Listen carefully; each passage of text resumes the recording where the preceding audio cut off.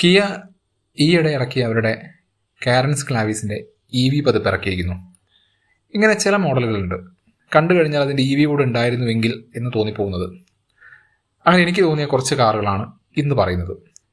ഒന്നാണ് മാരുതിയുടെ ജിംനി.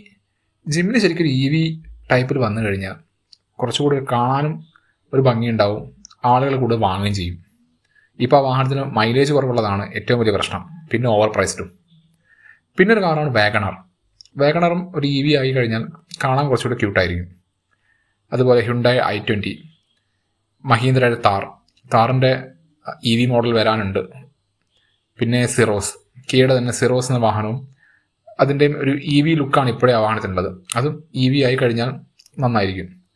ഇങ്ങനെ നിങ്ങൾക്ക് തോന്നിയിട്ടുണ്ടാവില്ലേ ചില കാറുകളൊക്കെ ഇതൊന്ന് EV ആയിരുന്നെങ്കിൽ എന്ന്? ഉണ്ടെങ്കിൽ അങ്ങനെയുള്ള കാറുകളുടെ പേര് കമൻറ്റ് ചെയ്യും.